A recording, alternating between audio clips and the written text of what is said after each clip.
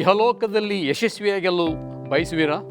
ಬನ್ನಿರಿ, ಕ್ರಿಸ್ತನೊಂದಿಗೆ ಜೀವಿಸುವ ಎಂಬ ಪಾಠ 11ನೇ ಪಾಠವನ್ನು ಕಲಿತು ಆನಂದಿಸುವ.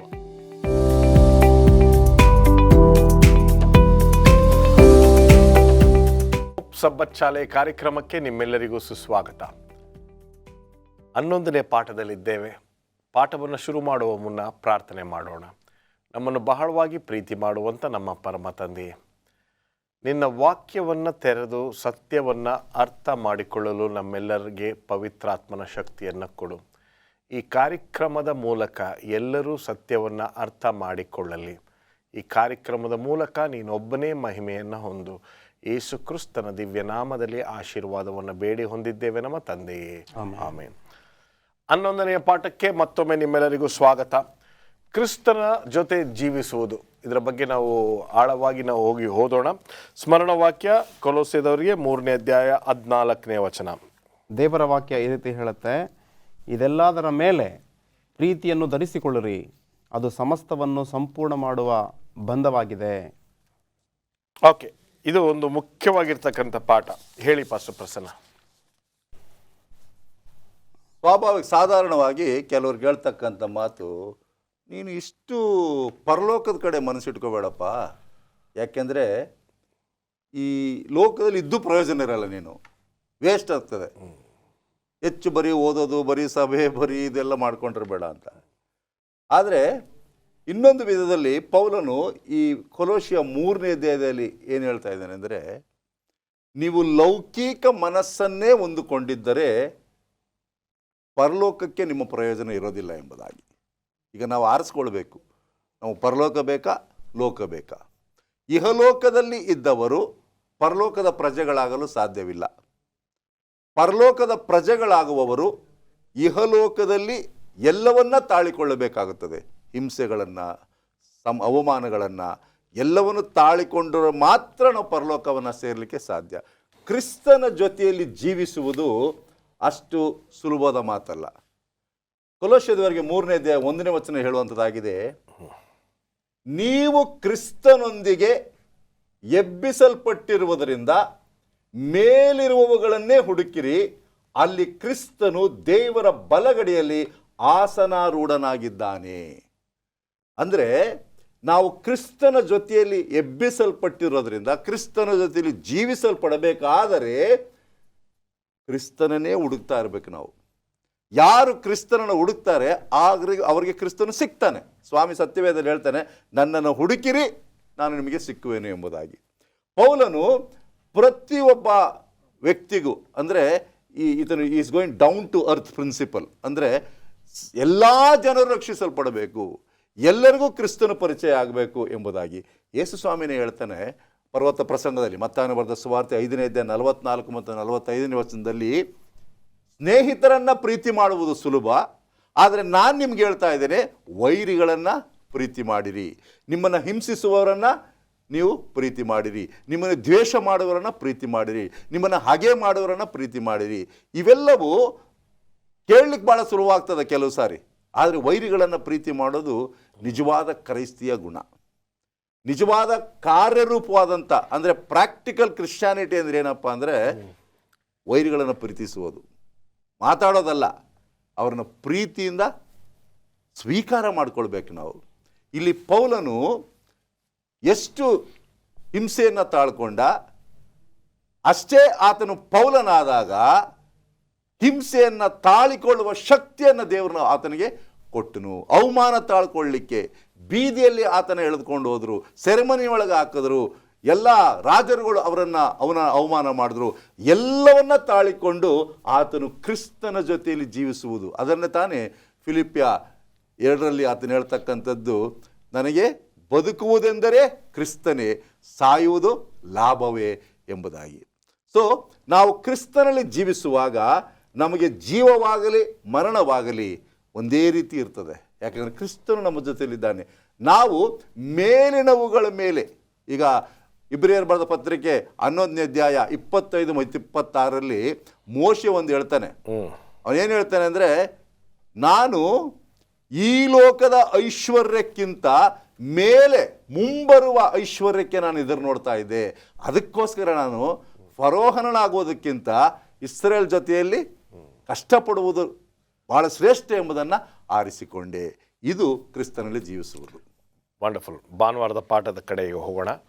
ಹೇಳಿ ಪಾಸ್ಟರ್ ರಾಜದಾಸ್. ಭಾನುವಾರದಲ್ಲಿ ಪೌಲ ಭಾಳ ಸ್ಪಷ್ಟವಾಗಿ ಕೊಲೊಸ್ಸೆಯವರಿಗೆ ಪತ್ರಿಕೆ 3ನೇ ಅಧ್ಯಾಯ 1-3 ವಚನಗಳಲ್ಲಿ ಹೇಳ್ತಾನೆ, ನಾವು ಪರಲೋಕದ ಮನೋಭಾವವುಳ್ಳವರಾಗಿರ್ಬೇಕಂತೆ. ಇಹಲೋಕದಲ್ಲಿ ಇದ್ದರೂ ಸಹ ಪರಲೋಕದ ಮನಸ್ಸು ಉಳ್ಳವರಾಗಿರ್ಬೇಕು. ಅದನ್ನೇ ಧ್ಯಾನ ಮೇಲಣ ಲೋಕವೇ ಪವಿತ್ರ ಲೋಕ ದೇಶವೇ ಅಂತ ರಾಗ ಆಡ್ತೀವಿ. ಈ ಲೋಕದಲ್ಲಿ ನಾವು ಇದ್ದೇವೆ, ಇದು ನಮ್ಮ ದೇಶವಲ್ಲ, ಇದು ನಾವೆಲ್ಲ ಇಲ್ಲಿ ಪರದೇಶಿಗಳಾಗಿದ್ದೇವೆ.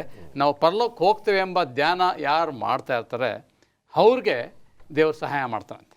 ಇಹಲೋಕದ ಆಶೆ ಮಾಡಬಾರ್ದು, ಇಹಲೋಕದ ವಸ್ತುಗಳನ್ನು ಪ್ರೀತಿ ಮಾಡಬಾರ್ದು. ಇಹಲೋಕವನ್ನು ಪ್ರೀತಿ ಮಾಡಿದವರಿಗೆ ಪರಲೋಕದಲ್ಲಿ ಸ್ಥಳ ಇಲ್ಲ ಎಂಬುದಾಗಿ ಪೌಲ ಭಾಳ ಸ್ಪಷ್ಟವಾಗಿ ಹೇಳ್ತಾ ಇದ್ದಾನೆ. ಅದಕ್ಕೆ 3ನೇ ಅಧ್ಯಾಯ 1, 2, 3 ಎಷ್ಟು ಚೆನ್ನಾಗಿ ಹೇಳ್ತು ನೋಡಿ. ಈಗಾಗಲೇ ಓದಿದ್ದೇವೆ, ಪ್ರಸನ್ನ ಹೋದರು. ಆದ ಕಾರಣ ನೀವು ಕ್ರಿಸ್ತನೊಂದಿಗೆ ಎಬ್ಬಿಸಲ್ಪಟ್ಟವರಾದ್ದರಿಂದ ಮೇಲಿರುವುಗಳನ್ನು ಹುಡುಕಿರಿ, ಅಲ್ಲಿ ಕ್ರಿಸ್ತನು ದೇವರ ಬಲಗಡೆಯಲ್ಲಿ ಆಸನಾರೂಢನಾಗಿದ್ದಾನೆ. ಮೇಲಿರುವಂಥವುಗಳ ಮೇಲೆ ಮನಸ್ಸಿಡಿರಿ, ಭೂ ಸಂಬಂಧವಾದವುಗಳ ಮೇಲೆ ಮನಸ್ಸಿಡಬೇಡಿರಿ. ಯಾಕಂದರೆ ನೀವು ಸತ್ತಿರಲ್ಲ, ನಿಮ್ಮ ಜೀವವು ಕ್ರಿಸ್ತನೊಂದಿಗೆ ದೇವರಲ್ಲಿ ಮರೆಯಾಗಿಟ್ಟಿದೆ. ಕ್ರಿಸ್ತನಲ್ಲಿ ಸಾಯದ ಅರ್ಥ ಏನು? ಯೇಸು ಸ್ವಾಮಿ ಜೀವನ ಮರಣ ಪುನರುತ್ಥಾನವನ್ನು ಸೂಚಿಸುವಂಥದ್ದು ದೀಕ್ಷಾಸ್ನಾನ.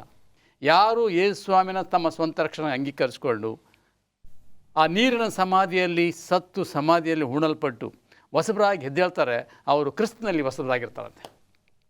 ನೂತನ ಮನಸ್ಸನ್ನು ಹೊಂದ್ತಾರೆ. ಇಹಲೋಕದ ವಿಷಯಗಳನ್ನು ಅವ್ರು ತ್ಯಜಿಸ್ತಾರೆ, ಪರಲೋಕದ ವಿಷಯವನ್ನು ಧ್ಯಾನ ಮಾಡ್ತಿರ್ತಾರೆ. ಅಂತಹ ಮನಸ್ಸಿರಬೇಕು ಎಂಬುದಾಗಿ ಭಾಳ ಸ್ಪಷ್ಟವಾಗಿ ಪೌಲ ಹೇಳ್ತಾನೆ. ಅದಕ್ಕೇ ದಾವಿದನು ಸಹ ಹೇಳ್ತಾನೆ. ಕೀರ್ತನೆ 121ನೇ ಅಧ್ಯಾಯ 1ನೇ ವಚನ ಹೇಳ್ತಾನೆ, ನಾನು ಕಣ್ಣೆತ್ತಿ ಪರ್ವತಗಳ ಕಡೆ ನೋಡುತ್ತೇನೆ. ಇವಾಗ ಸಹಜವಾಗಿ ನೋಡಿ, ದೇವಸ್ಥಾನಗಳು ಎಲ್ಲಿರ್ತದೆ? ಗುಡ್ಡದ ಮೇಲೆ ಇರ್ತದೆ. ಅದೆಲ್ಲಿಂದ ಬಂತು? ದೇವ್ರ ವಾಕ್ಯದಿಂದನೇ ಬಂತು ಅವ್ರಿಗೆ.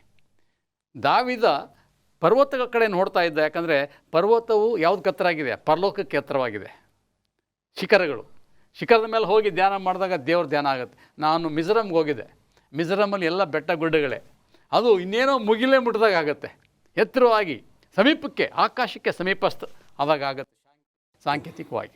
ಇವತ್ತು ಅದೇ ಮನೋಭಾವ ನಾವು ನಮ್ಮ ಧ್ಯಾನಗಳು ಪರಲೋಕದ ಕಡೆ ಮಾಡಿದಾಗ ಆಗ ದೇವರು ನಮ್ಮನ್ನು ಆಶೀರ್ವದಿಸ್ತಾನೆ ಎಂಬುದಾಗಿ ಪೌಲನು ಭಾಳ ಸ್ಪಷ್ಟವಾಗಿ ಹೇಳ್ತಾನೆ. 2 ಕೊರಿಂಥ 4ನೇ ಅಧ್ಯಾಯ 16ನೇ ವಚನದಲ್ಲಿ ಭಾಳ ಸ್ಪಷ್ಟವಾಗಿ ಪೌಲ ಹೇಳ್ತಾ ಇದ್ದಾನೆ. 2 ಕೊರಿಂಥ 4ನೇ ಅಧ್ಯಾಯ 16ನೇ ವಚನ,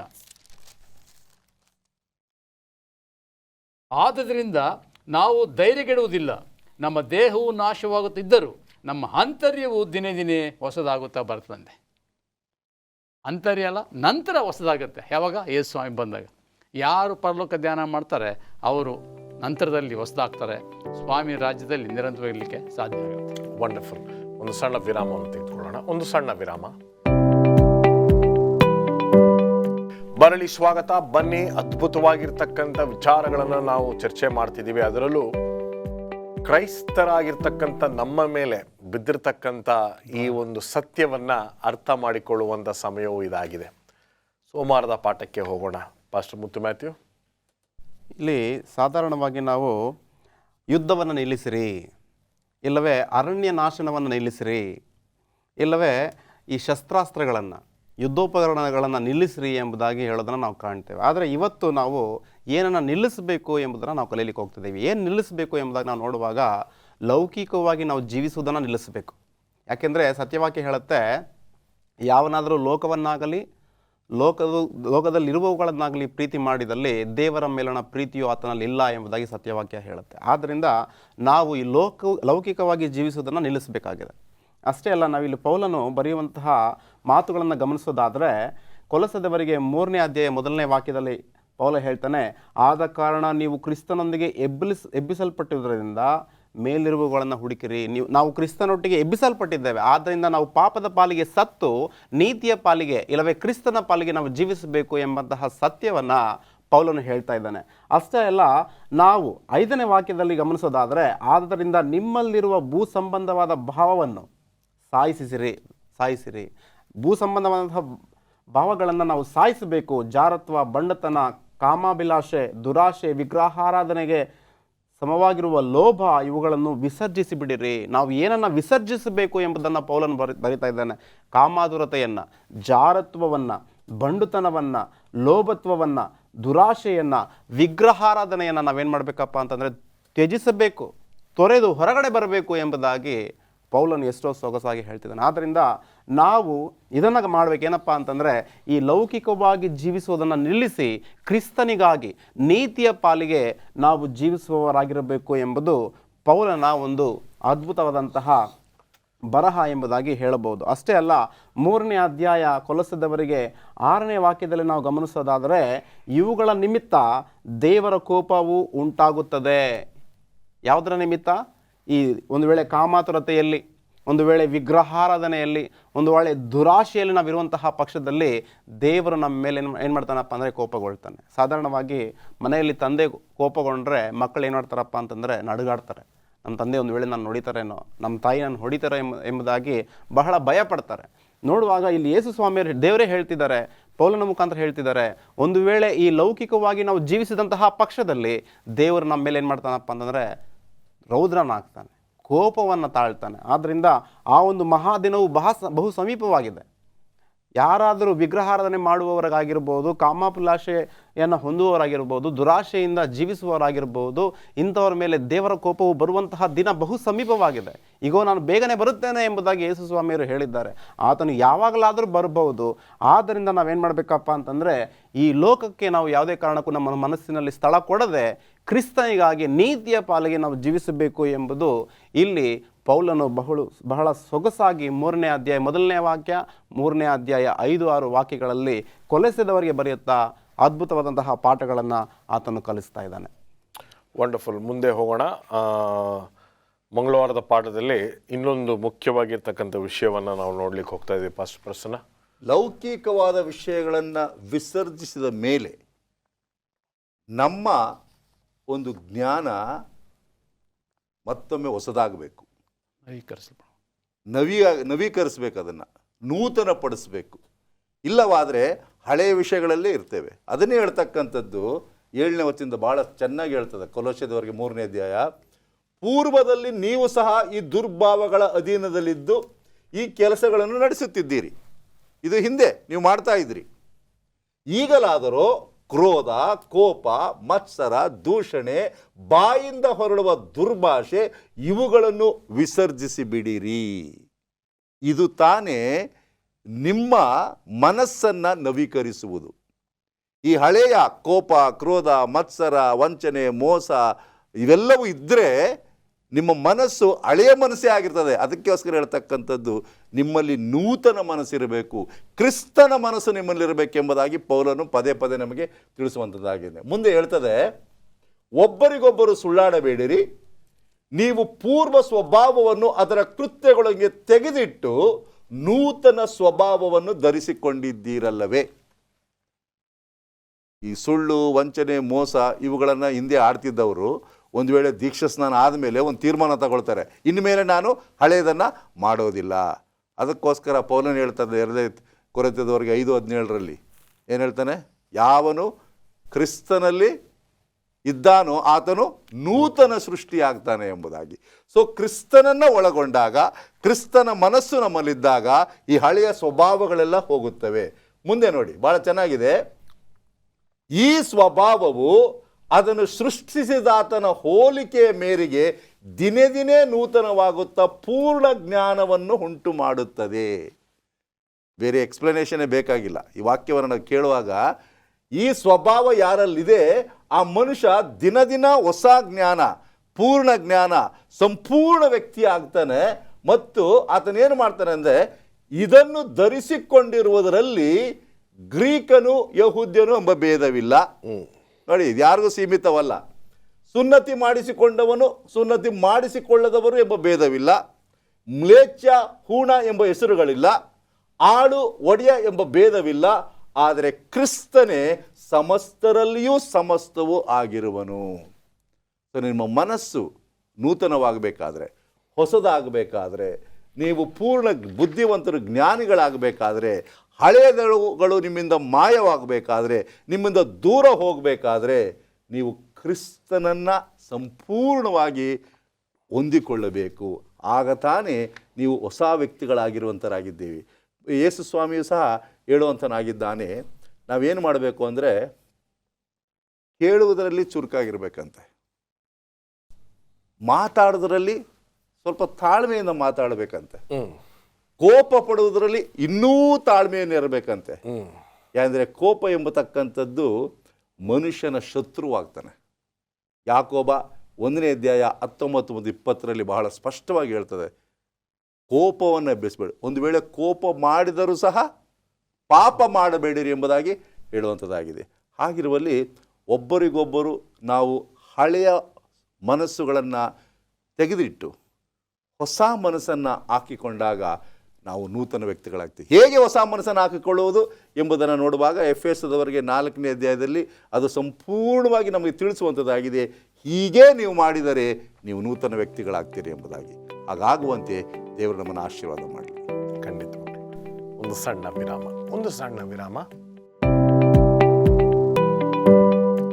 ಮರಳಿ ಸ್ವಾಗತ. ಬನ್ನಿ, ನಮ್ಮ ಚರ್ಚೆಯನ್ನು ಮುಂದುವರಿಸ್ಕೊಂಡು ಹೋಗ್ತಾ ಇದ್ದೀವಿ. ಬುಧವಾರದ ಪಾಠಕ್ಕೆ ಬಂದಿದ್ದೇವೆ. ಒಂದು ನೂತನವಾಗಿರ್ತಕ್ಕಂಥ ವಿಷಯದ ಬಗ್ಗೆ ಈ ಪಾಠದಲ್ಲಿ ಕಲಿತಾ ಇದ್ದೇವೆ. ಪಾಸ್ಟರ್ ರಾಜದಾಸ್ ಹೇಳಿ. ಈಗಾಗಲೇ ಪಾಸ್ಟರ್ ಮುತ್ತು ಮ್ಯಾಥ್ಯೂ ಅವರು, ಪಾಸ್ಟರ್ ಪ್ರಸನ್ನ ಅವರು ಹಳೆ ಜೀವಿತದ ಗುಣಲಕ್ಷಣಗಳ ಬಗ್ಗೆ ನಾವು ಕಲ್ತಿದ್ದೇವೆ. ಅದನ್ನು ವಿಸರ್ಜಿಸಿದ್ರೆ ಮಾತ್ರ ಹೊಸ ಜೀವಿತ ಆಗುತ್ತೆ. ಹೊಸ ಜೀವಿತ ಪಡೆದ ಮೇಲೆ ಅದರಲ್ಲಿರ್ತಕ್ಕಂಥ ಗುಣಲಕ್ಷಣಗಳು ಯಾವುದು, ಅದು ಭಾಳ ಪ್ರಾಮುಖ್ಯವಾಗಿದೆ. ನೀವು ಹೇಳಿದ್ರಿ, ಅವರು ಐಗುಪ್ತವನ್ನು ಬಿಟ್ಟರು, ಆದರೆ ಐಗುಪ್ತ ಅವರಿಂದ ಬಿಡಲಿಲ್ವಂತೆ. ಹಳ್ಳಿಯಿಂದ ಬಂದಿದ್ದಾರೆ, ಆದರೆ ಹಳ್ಳಿ ಅವರಿಂದ ಹೋಗಲಿಲ್ವಂತೆ. ಹಾಗೆ ನಾವು ಎಲ್ಲಿಂದೋ ಬಂದಿರ್ಬೋದು, ನಾವು ಕ್ರೈಸ್ತರಾಗಿರ್ಬೋದು ಎಷ್ಟೋ ವರ್ಷಗಳಿಂದ, ಆದರೆ ನಮ್ಮ ಹಳೆಯ ಸ್ವಭಾವಗಳು ಹೋಗದೆ ಹೊಸ ಗುಣಲಕ್ಷಣ ಬರದೇ ಇದ್ದರೆ ನಮ್ಮ ಜೀವನ ಶೂನ್ಯ ಆಗುತ್ತೆ, ವ್ಯರ್ಥ ಆಗುತ್ತೆ. ಅದನ್ನೇ ಭಾಳ ಸ್ಪಷ್ಟವಾಗಿ ಪೌಲ ವಿವರಣೆ ಮಾಡ್ತಿದ್ದಾನೆ. ಕೊಲೊಸ್ಸೆಯವರಿಗೆ ಬರೆದ ಪತ್ರಿಕೆ 3ನೇ ಅಧ್ಯಾಯ 12-14 ಹೊಸ ಜೀವಿತದ ಲಕ್ಷಣಗಳ್ಯಾವುದು, ಗುಣಲಕ್ಷಣಗಳು ಯಾವುದು, ಇವತ್ತು ನಮ್ಮನ್ನು ಪರಿವೀಕ್ಷಿಸ್ಕೊಳ್ಬೇಕಾಗಿದೆ. ಹೀಗಿರಲಾಗಿ ನೀವು ದೇವರಿಂದ ಆರಿಸಿಕೊಂಡವರು, ಪ್ರತಿಷ್ಠಿತರು, ಪ್ರಿಯರು ಆಗಿರೋದ್ರಿಂದ ಕನಿಕರ, ದಯೆ, ದೀನಭಾವ, ಸಾತ್ವಿಕತ್ವ, ದೀರ್ಘಶಾಂತಿ ಎಂಬ ಸದ್ಗುಣಗಳನ್ನು ಧರಿಸಿಕೊಳ್ಳಿರಿ. ಮತ್ತೊಬ್ಬನ ಮೇಲೆ ತಪ್ಪು ಹೊರಿಸೋದಕ್ಕೆ ಕಾರಣವಿದ್ದರೂ ತಪ್ಪು ಹೊರಿಸದೆ ಒಬ್ಬರಿಗೊಬ್ಬರು ಸೇರಿಸಿಕೊಂಡು ಕ್ಷಮಿಸಿರಿ. ಕರ್ತನು ನಿಮ್ಮನ್ನು ಕ್ಷಮಿಸಿದಂತೆ ನೀವು ಕ್ಷಮಿಸಿರಿ. ಇದೆಲ್ಲದರ ಮೇಲೆ ಪ್ರೀತಿಯನ್ನು ಧರಿಸಿಕೊಳ್ಳಿರಿ, ಅದು ಸಮಸ್ತವನ್ನು ಸಂಪೂರ್ಣ ಮಾಡುವ ಬಂಧವಾಗಿದೆ. ಸೊ ಹೊಸ ಜೀವಿತದ ಗುಣಲಕ್ಷಣ 8 ಗುಣಲಕ್ಷಣಗಳನ್ನು ಪೌಲ ಭಾಳ ಸ್ಪಷ್ಟವಾಗಿ ಹೇಳ್ತಾನೆ. ಅದೇಂತ ಹೇಳಿದ್ರೆ ಭಾಳ ಸರಳವಾಗಿದೆ ನೋಡಿ. ಕನಿಕರ, ದಯೆ, ದೀನಭಾವ, ಸಾತ್ವಿಕತ್ವ, ದೀರ್ಘಶಾಂತಿ ಮತ್ತು ಸದ್ಗುಣಗಳು. ಈ 8 ಗುಣಗಳು ನಮ್ಮಲ್ಲಿ ಇದ್ದರೆ ನಾವು ಹೊಸಬರಾಗಿದ್ದೇವೆ ಎಂಬುದಾಗಿ ಸಾಬೀತಾಗುತ್ತೆ. ಯಾರೂ ಹೇಳಬೇಕಾಗಿಲ್ಲ ಇವರು ಹೊಸಬರಾಗಿದ್ದೇವೆ ಅಂತೇಳಿ. ಆಟೋಮೆಟಿಕ್ಕಾಗಿ ಈ ಗುಣಗಳು ಅಳವಡಿಸ್ಕೊಳ್ತೇವೆ ನಾವು ಒಂದೊಂದಾಗಿ. ನಮ್ಮ ಗುಣಗಳನ್ನು, ಹಳೆ ಗುಣಗಳು ಹೋಗಿ ಹೊಸದು ಬಂದಾಗ is A new man, new life in Christ ಅಂತ ಹೇಳ್ತಾರೆ. ಕ್ರಿಸ್ತನಲ್ಲಿ ಹೊಸಬರಾಗಿದ್ದಾರಪ್ಪ, ಇವರು ನಿಜವಾಗ್ಲೂ ದೇವ್ರ ಮಗಳು ಅಂತೇಳಿ ಜನ ನಮ್ಮನ್ನು ಗುರುತಿಸ್ತಾರೆ. ಆಗ ದೇವ್ರಿಗೆ ಮಹಿಮೆ ಆಗುತ್ತೆ. ಹೌದು, ಇವನು ನನ್ನನ್ನು ಪ್ರತಿಬಿಂಬಿಸ್ತದಾನೆ. ಯಾಕಂತ ಹೇಳಿದ್ರೆ ಒಂದು ಯೋಹಾನ 4ನೇ ಅಧ್ಯಾಯ 11ನೇ ವಚನದಲ್ಲಿ ಭಾಳ ಸ್ಪಷ್ಟವಾಗಿ ಹೇಳ್ತಾ ಇದ್ದಾನೆ. ಯಾರು? ಯೋಹಾನನು, ದೇವರಿಗೆ ಭಾಳ ಪ್ರಿಯ, ಯೇಸು ಸ್ವಾಮಿಗೆ ಪ್ರಿಯನಾದಂಥ ಶಿಷ್ಯ. ಪ್ರಿಯರೇ, ದೇವರು ನಮ್ಮನ್ನು ಹೀಗೆ ಪ್ರೀತಿಸಿದ ಮೇಲೆ ನಾವು ಒಬ್ಬರನ್ನೊಬ್ಬರು ಪ್ರೀತಿಸುವ ಹಂಗಿನಲ್ಲಿದ್ದೇವೆ. ದೇವರನ್ನು ಯಾರು ಎಂದು ನೋಡಿಲ್ಲ. ನಾವು ಒಬ್ಬರನ್ನೊಬ್ಬರನ್ನು ಪ್ರೀತಿಸಿದರೆ ದೇವರು ನಮ್ಮಲ್ಲಿ ನೆಲೆಗೊಂಡಿದ್ದಾನೆ ಮತ್ತು ಆತನಿಂದ ಆಗುವ ಪ್ರೀತಿಯು ನಮ್ಮಲ್ಲಿ ಸಿದ್ಧಿಗೆ ಬರುತ್ತದೆ. ಸೊ ಹೇಗೆ ಗೊತ್ತಾಗುತ್ತೆ? When we love. ಯಾರನ್ನು? ನಮ್ಮ ನೆರವನ್ನು ಪ್ರೀತಿ ಮಾಡೋದು ಭಾಳ ಸರಳ, ಆದರೆ ನಮ್ಮ ವೈರಿಗಳನ್ನು ಪ್ರೀತಿ ಮಾಡೋದು ಭಾಳ ಕಷ್ಟ. ಯಾವಾಗ ಅದನ್ನು ಮಾಡ್ತೇವೆ ಆಗ ಜನಗಳಿಗೆ ಗೊತ್ತಾಗುತ್ತೆ ದ್ಯಾಟ್ ವಿ ಆರ್ ನ್ಯೂ, ನಾವು ಹೊಸಬರಾಗಿದ್ದೇವೆ. ನಾವು ಯಾವುದೇ ಕಾರಣಕ್ಕೂ ಹಳೆಯ ಜೀವಿತಕ್ಕೆ ಸಂಬಂಧಪಟ್ಟಿಲ್ಲ, ಹಳೆ ಒಡೆಯನಿಗೂ ಸಂಬಂಧಪಟ್ಟಿಲ್ಲ. ನಾವು ಹೊಸ ನಾಯಕ ಯಾರು? ಕ್ರಿಸ್ತನನ್ನು ನಾವು ಸೇವಿಸ್ತಿದ್ದೇವೆ. ಕ್ರಿಸ್ತನ ಗುಣಲಕ್ಷಣ ನಮ್ಮಲ್ಲಿದೆ. ಯಾಕಂದರೆ ಯೇಸು ಸ್ವಾಮಿ ಶಿಲ್ಬೆ ಮೇಲೆ ಸಾಯುವಾಗ ಏನಂತ ಹೇಳ್ದ? ತಂದೆ ಅವ್ರೇನು ಮಾಡ್ತಾರೋ ಗೊತ್ತಿಲ್ಲ, ಅವ್ರನ್ನೇನು ಮಾಡೋ, ಕ್ಷಮಿಸು ಅಂತ ಹೇಳಿ ಪ್ರಾರ್ಥನೆ ಮಾಡ್ದ. ಆ ವೈರಿಗಳನ್ನ ಪ್ರೀತಿ ಮಾಡ್ದ. ಯಾರ್ಯಾರು ಸ್ವಾಮಿಯನ್ನು ಹಿಂಬಾಲಿಸ್ತಾರೆ ಅದೇ ಗುಣಲಕ್ಷಣ ಹೊಲಲಿರ್ತದೆ. ಪ್ರೀತಿ ಅವ್ರನ್ನ ಬಂಧಿಸ್ತದೆ, ಅವ್ರನ್ನ ಕ್ಷಮಿಸ್ತಾರೆ, ಅವರು ಸಂತೋಷದಿಂದ ಜೀವಿಸಲಿಕ್ಕೆ ಸಾಧ್ಯ. ಇದು ಹೊಸ ಜೀವಿತದ ಗುಣಲಕ್ಷಣಗಳು. ವಂಡರ್ಫುಲ್. ಗುರುವಾರದ ಪಾಠದ ಕಡೆಗೆ ಬರೋಣ. ನೂತನವಾಗಿರ್ತಕ್ಕಂಥ ಜೀವನ, ಯಾವ ರೀತಿ ಜೀವಿಸೋದು ಹೇಳಿ. ನೂತನ ಜೀವನ ಯಾವ ರೀತಿ ಜೀವಿಸಬಹುದು ಎಂಬುದಾಗಿ ಪೌಲನು ಕೊಲಸದವರಿಗೆ ಬರೆದಂಥ ಪತ್ರಿಕೆ 3ನೇ ಅಧ್ಯಾಯ 16-17 ವಾಕ್ಯಗಳಲ್ಲಿ ಆತನು ತಿಳಿಸ್ತಿದ್ದಾನೆ. ಇಲ್ಲಿ 2 ಪ್ರಮುಖವಾದಂತಹ ವಿಷಯಗಳನ್ನು ಇಂದು ನಾವು ಕಲೀಲಿಕ್ಕೆ ಹೋಗ್ತಿದ್ದೇವೆ. ದೇವರ ವಾಕ್ಯ ಈ ರೀತಿ ಹೇಳುತ್ತೆ, ಕ್ರಿಸ್ತನ ವಾಕ್ಯವು ನಿಮ್ಮಲ್ಲಿ ಸಮೃದ್ಧಿಯಾಗಿ ವಾಸಿಸಲಿ, ಸಕಲ ಜ್ಞಾನದಿಂದ ಕೂಡಿದವರಾಗಿ ಒಬ್ಬರಿಗೊಬ್ಬರು ಉಪದೇಶ ಮಾಡಿಕೊಳ್ಳಿರಿ. ಇಲ್ಲಿ ನಾವು ಕ್ರಿಸ್ತನಲ್ಲಿ ಬೆಳೆಯಬೇಕಾದ್ರೆ ಏನಪ್ಪ ಅಂತಂದರೆ ಸತ್ಯವಾಕ್ಯವನ್ನು ದಿನೇ ದಿನೇ ನಾವು ಕಲಿಯೋರಾಗಿರಬೇಕು. ದಿನೇ ದಿನೇ ನಾವು ಕಲಿಯುವಾಗ ನೂತನ ಸತ್ಯಗಳನ್ನು ನಾವು ಅರಿತವರಾಗಿ ನಾವು ಕ್ರಿಸ್ತನಲ್ಲಿ ದಿನೇ ದಿನೇ ಬೆಳೆಯಲು ಸಾಧ್ಯವಾಗುತ್ತೆ. ಆದ್ದರಿಂದ ದೇವರ ಮಕ್ಕಳಾಗಿರುವಂತಹ ನಾವು ಈ ಸದ್ಬೋಧನೆಯನ್ನು ನಾವು ಹೊಂದಬೇಕು. ಸದ್ಬೋಧನೆಯಿಂದ ದಿನೇ ದಿನೇ ನಾವು ತರಬೇತಿಯನ್ನು ಹೊಂದುವಾಗ ನಮ್ಮ ಜೀವನವು ಕ್ರಿಸ್ತನ ದೃಷ್ಟಿಯಲ್ಲಿ ಎಷ್ಟೋ ಮೆರಗಾಗಿ ಅದ್ಭುತವಾಗಿ ಕಾಣುತ್ತೆ ಎಂಬುದಾಗಿ ಹೇಳಿದ್ರೆ ಖಂಡಿತವಾಗಲೂ ತಪ್ಪಾಗೋದಿಲ್ಲ. ಆದ್ದರಿಂದ ನಾವು ಕ್ರಿಸ್ತನಲ್ಲಿ ಬೆಳೆಯಬೇಕಾದರೆ, ಕ್ರಿಸ್ತನಲ್ಲಿ ನಾವು ನೂತನ ಜೀವನವನ್ನು ಜೀವಿಸಬೇಕಾದರೆ ಸತ್ಯವಾಕ್ಯವನ್ನು ದಿನೇ ದಿನೇ ನಾವು ಧ್ಯಾನ ಮಾಡ್ತಾ ಇರಬೇಕು. ಆಗ ತಾನೇ ನಾವು ಕ್ರಿಸ್ತನಲ್ಲಿ ನಾವು ಬೆಳೆಯಲು ಸಾಧ್ಯವಾಗುತ್ತೆ. ಅಷ್ಟೇ ಅಲ್ಲ, ಎರಡನೇದಾಗಿ ನಾವು ನೋಡೋದಾದರೆ 3ನೇ ಅಧ್ಯಾಯ 17ನೇ ವಾಕ್ಯದಲ್ಲಿ ಪೌಲನು ಹೇಳ್ತಾನೆ, ನೀವು ನುಡಿಯಿಂದಾಗಲಿ ನಡೆಯಿಂದಾಗಲಿ ಏನೂ ಮಾಡಿದರೂ ಎಲ್ಲವನ್ನು ಕರ್ತನಾದ ಯೇಸುವಿನ ಹೆಸರಿನಲ್ಲಿಯೇ ಮಾಡಿರಿ.